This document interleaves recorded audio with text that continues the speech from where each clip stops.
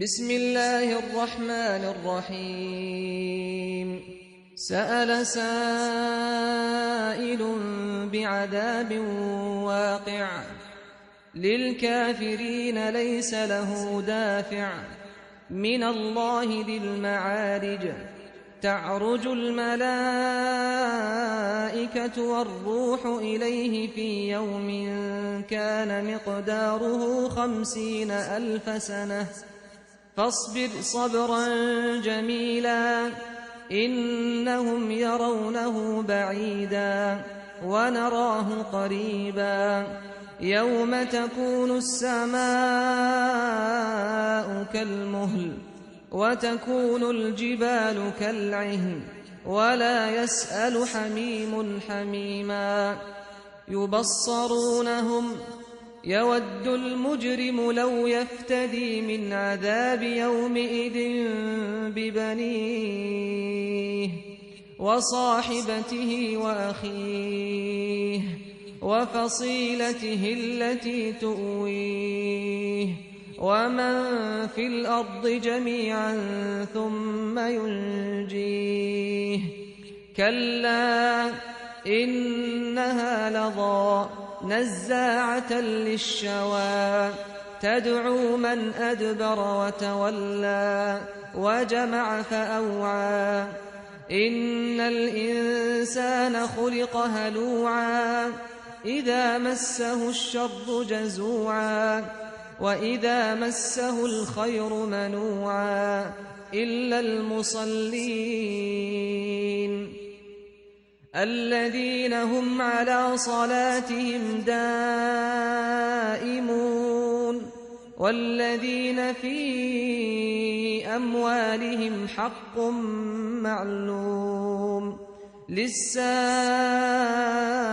والمحروم والذين يصدقون بيوم الدين والذين هم من عذاب ربهم مشفقون إن عذاب ربهم غير مأمون والذين هم لفروجهم حافظون إلا على أزواجهم أو ما ملكت أيمانهم فإنهم غير ملومين فمن ابتغى وراء ذلك فأولئك هم العادون والذين هم لأماناتهم وعهدهم راعون والذين هم بشهاداتهم قائمون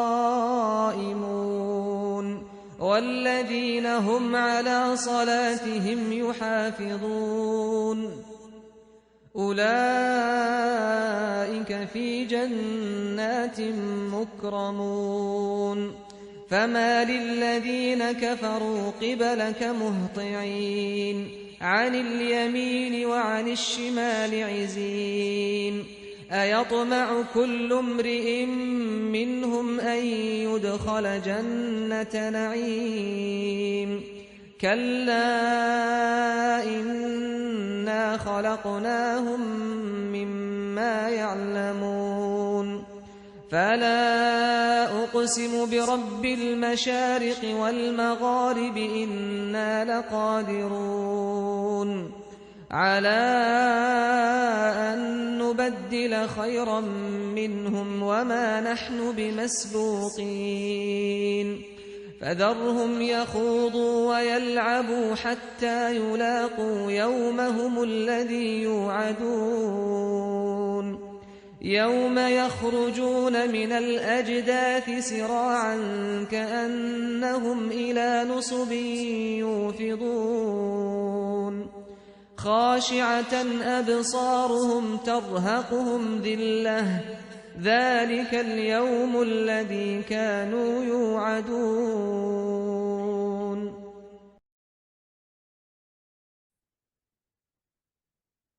بسم الله الرحمن الرحيم الحمد لله رب العالمين والصلاة والسلام على أشرف المرسلين سيد الأولين والآخرين سيدنا وحبيبنا وشفيعنا ونبينا ومولانا محمد وعلى آله وصحبه أجمعين ورضي الله تبارك وتعالى عن قطب العارفين وإمام الصديقين مولانا أبو العباس أحمد بن محمد التجاني وخلفائه المهتدين وأهل طريقته الفائزين الرابحين وجميع المسلمين آمين يا رب العالمين أما بعد. Après avoir formulé les louanges à Allah subhanahu wa ta'ala, adressé les prières et salutations sur le nom du prophète Sayyidina Muhammad sallallahu alayhi wa sallam, Inch'Allah ta'ala, on va continuer donc l'exégèse de la sourate Al-Ma'arij, donc les échelons ou voies d'ascension. Lors des séances précédentes, nous avions euh, parlé donc du cheminement spirituel et des caractéristiques de ceux qui sont dans la connexion. Al-Musallin, ceux qui sont en permanence dans la connexion euh, et dans les sphères de la spiritualité, dans la présence divine. On avait vu que parmi leurs caractéristiques, il y a la permanence dans donc la connexion à Allah subhanahu wa ta'ala, dans la prière, euh, pas seulement la prière, les prières canoniques, mais il y a aussi donc les cinq prières, etc. Mais il y a aussi le fait que le cœur est en permanence en connexion avec Allah subhanahu wa ta'ala. Il médite sur la création d'Allah subhanahu wa ta'ala, ses noms et ses attributs. Il médite, il cogite sur euh, tout ce qui se passe, donc les événements, et il met tout cela en connexion avec ou en lien avec Allah subhanahu wa ta'ala. Et ce sont des gens qui sont en permanence dans le rappel d'Allah subhanahu wa ta'ala. Et il y a aussi parmi leurs caractéristiques, il y a le fait que leur fortune, leur bien matériel, ou même moral, spirituel, ou en tout cas tout ce qu'ils ont comme pouvoir, donc ils le mettent à disposition. Donc ils voient qu'il y a un droit donc qui les incombe. Donc un devoir qui les incombe et qui sont des droits pour ceux qui sont en demande, mais aussi pour ceux qui en sont privés. Donc ils connaissent, ils savent comment réagir par rapport à tout cela et comment être utile donc à l'humanité, à la création. Et ce sont aussi des gens qui ont une forte sincérité, voire même une véridicité. Donc, par rapport au jour de la grande domination d'Allah subhanahu wa ta'ala, en tout cas le jour de manifestation de la domination d'Allah subhanahu wa ta'ala, qui est Yawm Din, et donc qui est en même temps le jour où tout le monde sera rétribué. Donc, il y a la rétribution.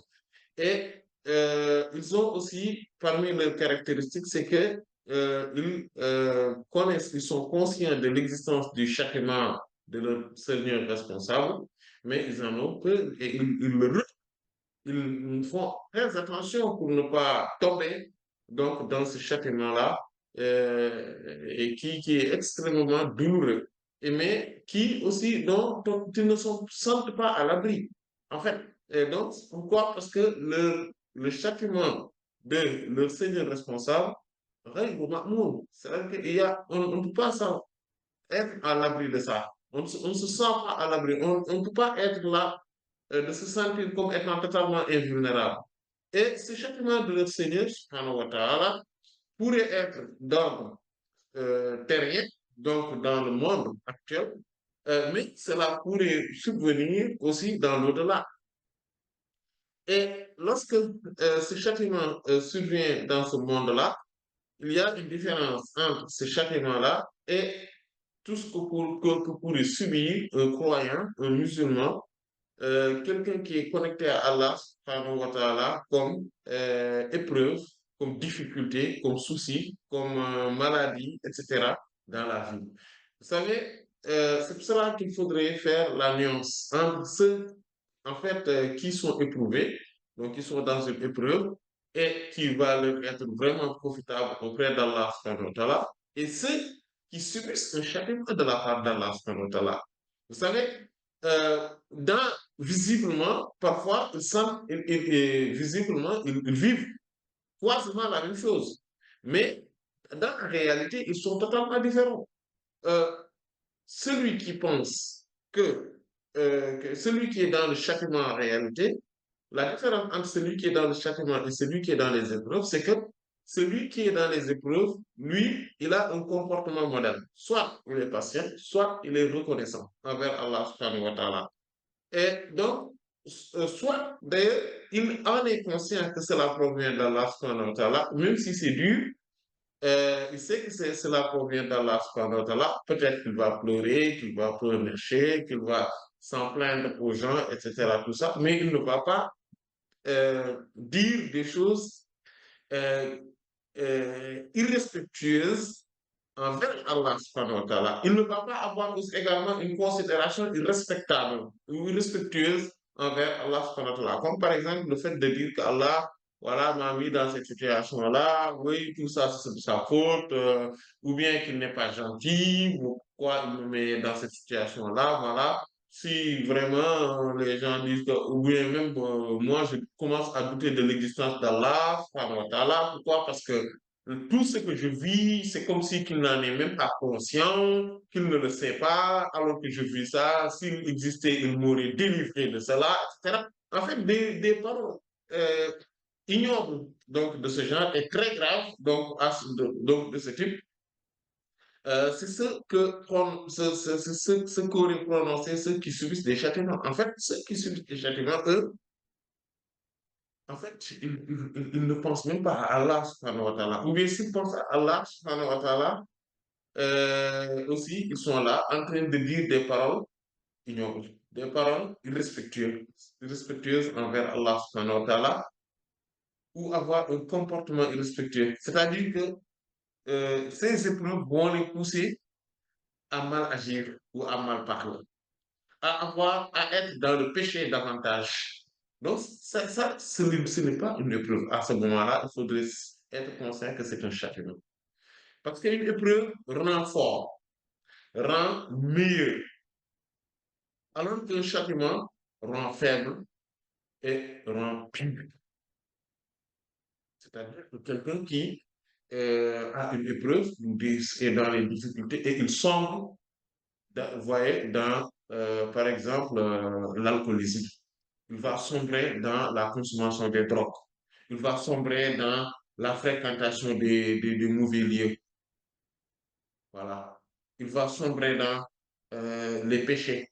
Là, c'est ça, ce n'est plus une épreuve, c'est un châtiment. Et ça, il faudrait savoir les distinguer.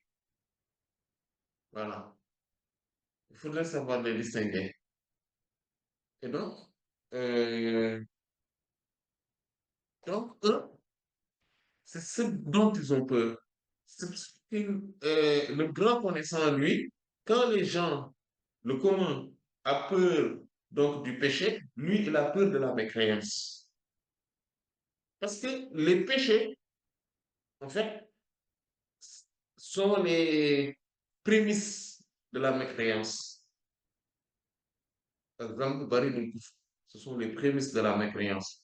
Quelqu'un qui est dans le péché et qui n'en est pas conscient, qu'il fait et qui sombre dedans, voilà, il est noyé dedans, tout en ne regrettant rien, il risque l'accumulation donc des ténèbres dans son cœur et qui vont le noyer davantage de le sombrer jusqu'à arriver à un degré de mécréance. Donc, il faudrait faire très attention.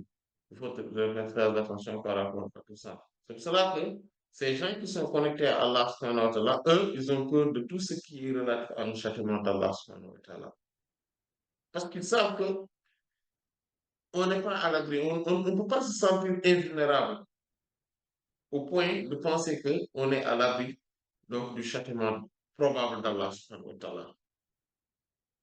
Non. Oui. Et il continue. Donc, ces gens-là, parmi tout, donc, dans le cheminement spirituel, ceux qui sont dans la connexion à la présence divine, disent وَالَّذِينَ hum, et ce sont des gens qui, eux, لِفُرُوجِهِمْ, concernant leur partie intime, ils sont sauvegardants, préservants. En fait, euh, savez, la moralité, parmi les signes de la moralité, c'est la préservation par rapport à tout ce qui concerne le sexe opposé, ou en tout cas tout ce qui concerne les parties intimes. Ça, ce sont des signes d'une bonne éthique et moralité. Ce sont des signes d'une bonne euh, pratique religieuse. Quelqu'un qui, en fait, ne s'interdit pas donc ces dérives, c'est parce que il est mauvais. Vous savez, quand quelqu'un, dans la vie de tous les jours, hein, euh, d'ailleurs, d'ailleurs, c'est ces choses-là, en fait, c'est tout ce qui tourne autour donc, des parties intimes, c'est réellement ce qui différencie souvent les pieds, voilà, des pervers, souvent. En fait, même ceux qui sont dans ces formes de turpitude, de péché, euh, de libertinage, j'essaie de le camoufler et de ne pas paraître comme quelqu'un qui est dans la dépravation, dans la dévergonde, voilà, le dévergondage, etc. En fait, en fait, bon, c'est aussi ce euh, qui, qui, qui, qui, qui justifie, ou en tout cas qui montre à quel niveau de pudeur ou de scrupule qu'on a. Voilà. On est à quel niveau de scrupule et de pudeur. Voilà. Quelqu'un qui, voilà, il s'en fout, voilà, il fait ce qu'il veut, dit qu'il fait ce qu'il veut, etc. Vous savez, automatiquement, on sait qu'il n'a pas de pudeur. Il n'est animé bien de pudeur. Donc, scrupule. Et cette personne-là, souvent aussi, il parle mal. Souvent. Il n'est pas gêné de dire des gros mots, d'être grossier dans sa parole et dans ses comportements. Il n'a aucun problème là-dessus, en général. Et en général aussi, il peut trahir facilement. Il n'a pas de souci.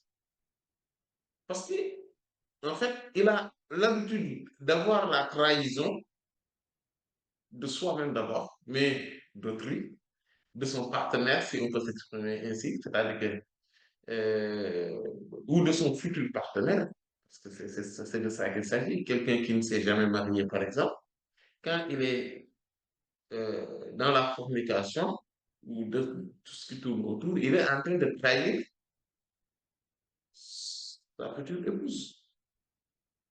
Il est en train de salir la réputation, ou en tout cas la génétique. Tenez-vous bien, il est en train de trahir la génétique de sa future progéniture. Parce qu'il est en train de se salir lui-même. Euh, et cet homme-là, ou cette femme, en fait, euh, est dans une pente de libertinage et de malédiction, en fait, et de malédiction extrêmement grave. C'est pour ça qu'Allah subhanahu wa ta'ala le punit sévèrement, la fornication. Il le punit euh, par 100 coups. Vous voyez 100 coups devant un public? Voilà. Il le punit. Si c'est l'adultère, c'est encore plus grave par la lapidation jusqu'à la mort. Parce que cette trahison-là, celui qui en est capable, il est capable de trahir une personne sur toute chose, dans tous les domaines. Quelqu'un qui ose faire, c'est-à-dire être dans cette forme de trahison, c'est parce qu'il est foncièrement prêt. Même si cela ne se manifeste pas, parce qu'il n'y a pas les occasions qui font qu'il montre sa préprise et qu'il le met en action, mais c'est parce qu'en réalité, il est foncièrement très. Parce que les gens différents, souvent, confondent deux choses. Ils confondent quelqu'un euh, qui est mauvais foncièrement et quelqu'un dont le mal s'est manifesté. En fait, quelqu'un peut être visiblement bien et foncièrement mauvais. Dans le fond, dans son fond intérieur, et le tréfonds, il est mauvais. Mais il apparaît comme quelqu'un de bien, comme quelqu'un de serviable, comme quelqu'un de correct. Alors qu'au fond, il est foncièrement mauvais. Mais vraiment mauvais. Il est capable même de tuer, d'assassiner pour ses propres intérêts. Sans remords. Mais l'occasion ne s'est jamais présentée. Donc, lui-même, il est inconscient qu'il est capable de le faire. Lui-même, il n'est même pas encore conscient qu'il est capable de tuer, d'assassiner, de trahir, mais de créer l'hécatombe dans le monde pour juste un intérêt de son ego. Mais il ne le sait pas. Pourquoi? Parce qu'il n'a pas encore le pouvoir. Pourquoi? Parce que les occasions de le faire ne sont pas encore entre ses mains. Pourquoi? Parce que il n'est pas encore en face de cet intérêt-là qui vaut pour lui tout l'or du monde. Et donc, qui veut pour lui le fait de pouvoir de tuer le nombre de personnes qu'il faut pour satisfaire à ses caprices et ses pulsions. C'est pour cela que c'est difficile de détecter en fait cette gravité-là. Maintenant, la fornication est une balance. Quelqu'un qui est capable de pratiquer la fornication, il en est capable. C'est pour cela que le prophète sallallahu alayhi wa sallam, dans plusieurs hadiths, met souvent en relation entre le vol et la fornication. Man sareka ou wazana, ou zana. Voilà. Ou bien le fait aussi de commettre la fornication et de boire l'alcool. Man zana ou sharibal khamr. Celui qui fait la fornication ou bien boire de l'alcool, boire du vin. En fait, il dit qu'il s'est défendu de sa foi de la même manière en fait, qu'on enlève ses habits. En fait, voilà. La foi étant un habit, une tunique spirituelle et morale, il s'en est dévêtu à l'occasion de la fornication et de la consommation d'alcool. Et à l'occasion du vol également. C'est une forme de trahison. Parce que le vol aussi, c'est une trahison. C'est aussi le fait d'anéantir les espoirs de quelqu'un d'autre. En fait, on ne regarde même plus les conséquences. Ce n'est pas important. Quand quelqu'un qui vole, il ne regarde pas les conséquences de son acte. Celui qui fait un tournement de deniers publics, il ne regarde jamais les conséquences sur la population, sur le peuple, sur tous les pauvres. En fait, pour lui, c'est pas ça l'essentiel. L'essentiel, c'est de s'enrichir ses propres intérêts. Celui qui commet la fornication en est capable.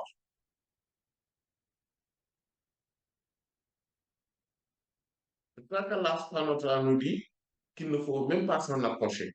Voilà, taqrabu zina.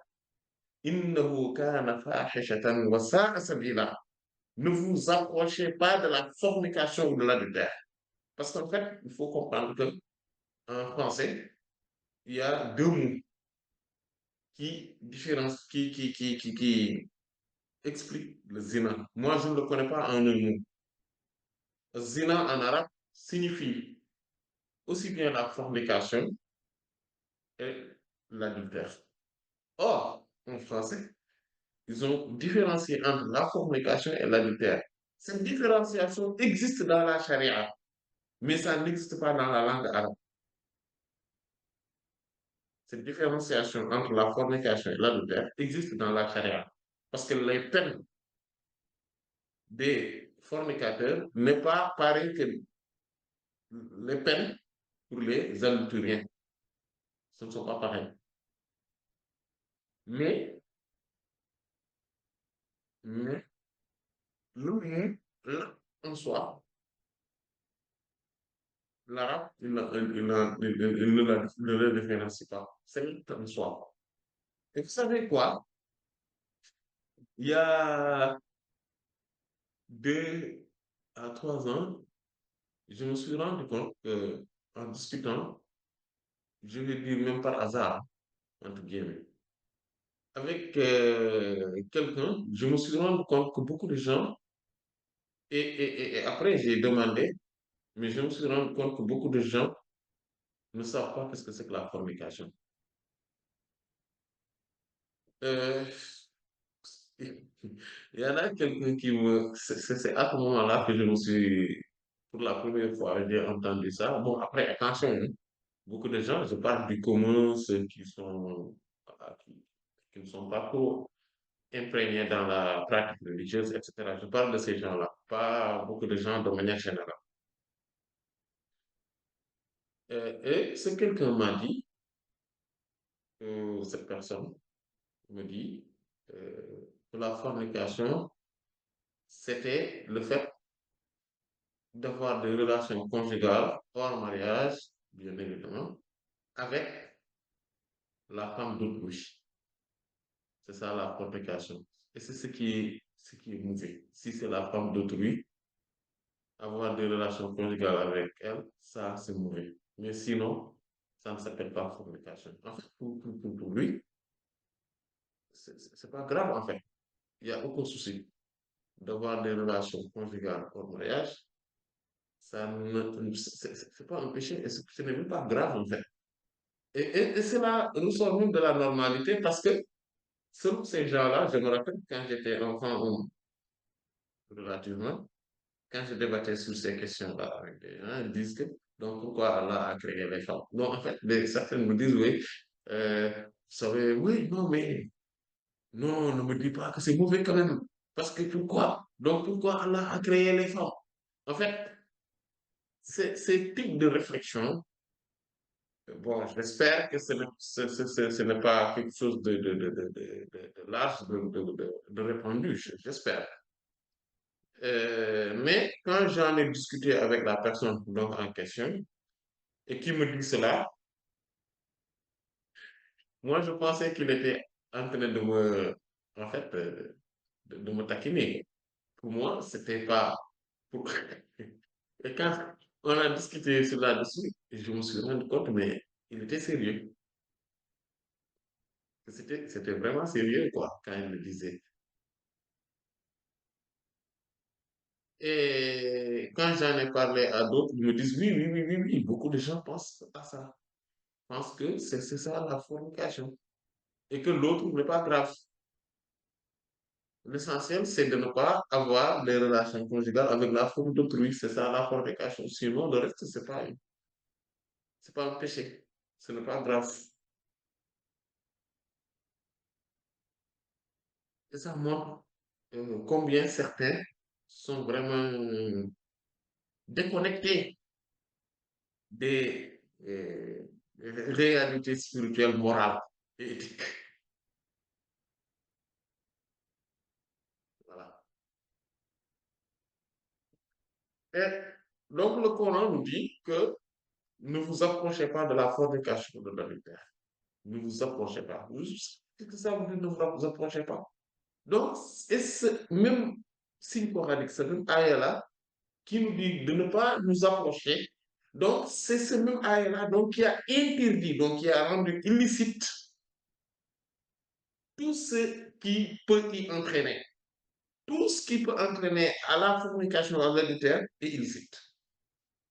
C'est pour ça qu'Allah nous dit ne vous approchez pas. Donc, éloignez-vous de tout ce qui peut vous y amener. Par conséquent, tout ce qui peut y amener est illicite. C'est pour cela le fait d'être seul, donc un homme et une femme, sans, donc, qui ne sont pas des mahrams et qui ne sont pas également des époux et épouses, c'est illicite. C'est pour cela que, par exemple, euh, le toucher, donner la main aux femmes ou les faire des bises, c'est illicite. C'est illicite. C'est pour cela que le regard prolongé et intéressé vis-à-vis du sexe opposé, c'est illicite. C'est pour cela que beaucoup de choses sont illicites. C'est pour cela que euh, l'habillement séducteur, aussi bien pour les hommes que pour les femmes, c'est illicite. Je parle bien de l'habillement séducteur. Voilà. C'est pour cela que, voilà, que beaucoup tournent autour de ça, c'est illicite. Je dis que, en fait, parce que la fornication, c'est une culture vaste. C'est quelque chose d'extrêmement grave. En fait, faut savoir fahish, c'est quoi? Quand on dit quelque chose en arabe, on dit que c'est chez fahish. Fahish, c'est quand c'est exagéré, quand c'est sale, quand c'est mauvais, quand c'est que c'est trop, c'est exagéré, quand c'est quelque chose qui a de l'excès nuisible. Ça, c'est ce qu'on appelle fahish. Donc, c'est ce qui a des conséquences, mais négatives. C'est ça, fahish. Donc, fahisha, c'est quelque chose qui est de la culture. C'est quelque chose qui est foncièrement mauvais. En fait, c'est quelque chose qui est vraiment, en fait, dont un esprit sain s'éloigne naturellement. C'est comme une forme de saleté immense. Voyez les ordures là où il y a beaucoup d'ordures et il y a une mauvaise odeur parce qu'il y a n'importe quoi, il y a tout là et voilà, on ne veut même pas s'y approcher, c'est pareil. En fait, quelqu'un qui est d'une moralité sincère, sérieuse, ne peut pas s'approcher de la fornication, ne peut pas s'approcher de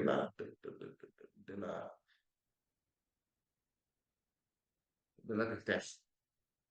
Mais c'est plus grave quand c'est l'adultère, bien évidemment. Et selon l'islam, l'adultère ne signifie pas euh, les rapports conjugaux hors mariage d'un homme ou femme mariée. Non. C'est le rapport conjugal hors mariage d'un homme ou femme qui s'est déjà marié, même si il est encore ou elle est divorcée. Là maintenant.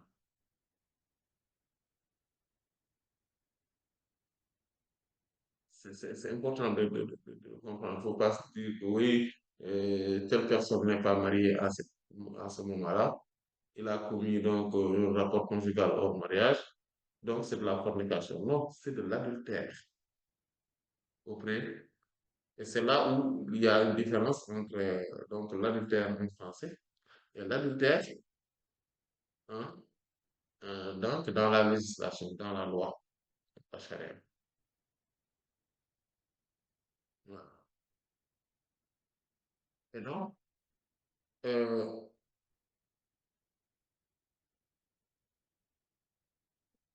société où il y a cette forme de dépravation, cette forme de perversité, est une société dépourvue à la... C'est une société, comment, euh, qui va direct- directement à la disparition de sa civilisation. C'est une société qui est en train de se dégrader, qui va s'anéantir tôt ou tard, et bientôt. Parce que la tolérance par rapport à la fornication et à l'adultère entraîne à la tolérance par rapport à l'homosexualité et à la sodomie. Et c'est ce qui entraîne justement à l'éclatement de la civilisation et à sa disparition.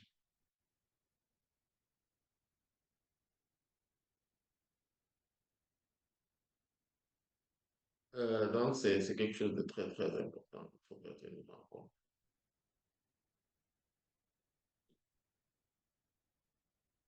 La prochaine fois, Inch'Allah, on va plus parler donc, parce que la suite de ces ayats-là, c'est les deux ayats qui viennent, donc précise encore davantage la gravité ou en tout cas certaines choses par rapport donc, à la préservation, la sauvegarde donc, de l'intimité des gens, donc surtout donc, de leur partie intime, de leur corps, ou de leur intimité, de leur corps, parce que c'est le corps aussi qui est intime en réalité. C'est tout le corps qui est intime. Ce n'est pas qu'il y a... En fait, on parle de partie intime, c'est parce que c'est plus intime. Mais tout le corps est intime.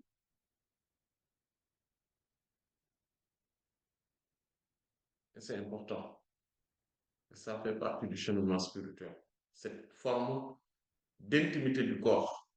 Donc, quelqu'un qui en est conscient, par exemple, même euh, étant homme devant les hommes, il y a en fait, il ne laisse pas, il n'a pas un certain, euh, il ne s'habille pas n'importe comment, même devant les hommes.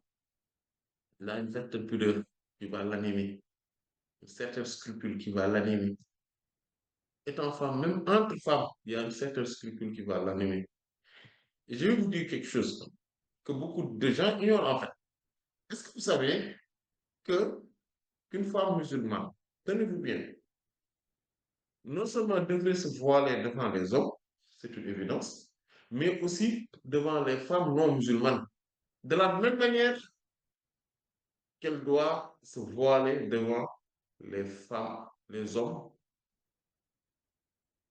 musulmans ou pas. C'est important ça. Beaucoup de gens l'ignorent ça. Ils pensent que entre femmes, on peut plus se permettre. Non, c'est pas vrai. C'est entre femmes musulmanes qu'on a le droit de dévêtir une partie, par exemple la tête, l'avant-bras,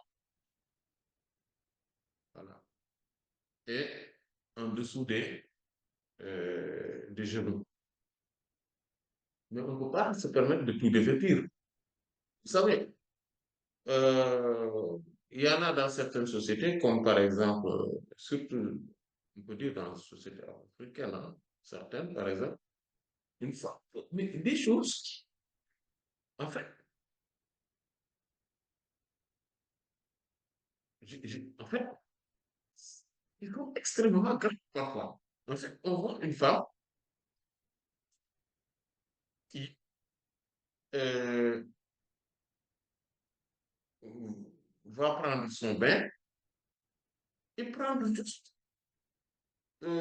comment dire, euh, une paille, se l'envelopper juste ici, en fait, au niveau des épaules, en bas des épaules, des aisselles,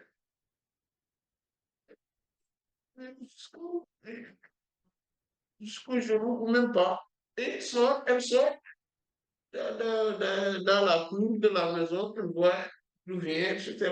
Je sais pas. Et personne n'est choqué. Personne n'est choqué. Et le pire encore, c'est quand elles aiment le bébé. Elles sortent leur sein comme ça, les brandissent, demandent. Mais ça ne gêne, mais, en fait, ça ne choque pas, ça ne gêne personne. C'est extrêmement grave ça. Et après, ce sont les mêmes personnes qui vont parler de pudeur, qui vont parler de scrupules, alors que c'est une gravité mais extrême ça. Mais ça, c'est l'intimité en soi qui est dévoilée totalement. qu'Allah nous préserve. Qu'Allah nous préserve. Donc, on va s'en tenir là, jusqu'à la prochaine fois, Inch'Allah. Allah essaie davantage. والله تعالى أعلم صلى الله على سيدنا محمد وعلى آله وصحبه أجمعين سبحان ربك رب العزة عما يصفون وسلام على المرسلين والحمد لله رب العالمين. بسم الله الرحمن الرحيم. سأل سائل بعذاب واقع للكافرين ليس له دافع من الله ذي المعارج تعرج الملائكة والروح إليه في يوم كان مقداره 50,000 سنة فاصبر صبرا جميلا إنهم يرونه بعيدا ونراه قريبا يوم تكون السماء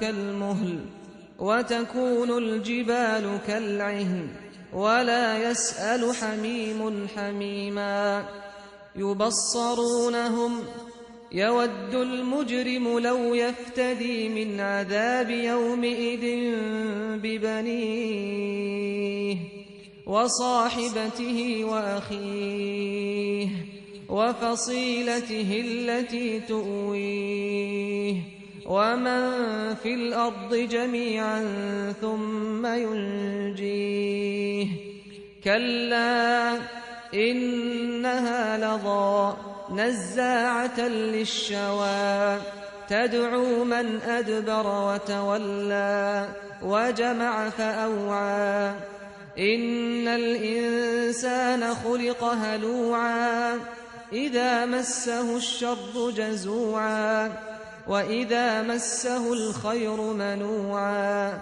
إلا المصلين الذين هم على صلاتهم دائمون والذين في أموالهم حق معلوم للسائل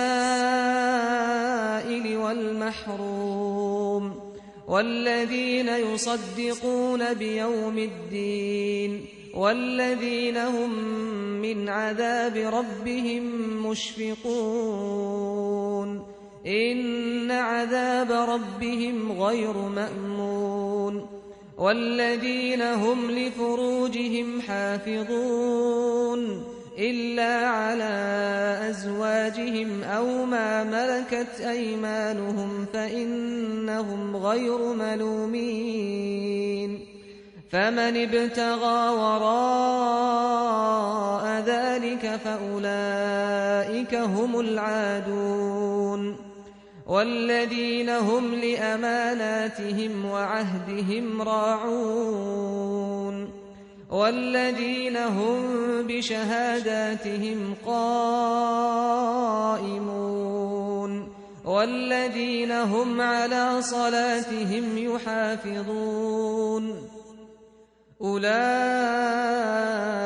في جنات مكرمون فما للذين كفروا قبلك مهطعين عن اليمين وعن الشمال عزين أيطمع كل امرئ منهم أن يدخل جنة نعيم كلا إنا خلقناهم مما يعلمون فلا أقسم برب المشارق والمغارب إنا لقادرون على أن نبدل خيرا منهم وما نحن بمسبوقين فذرهم يخوضوا ويلعبوا حتى يلاقوا يومهم الذي يوعدون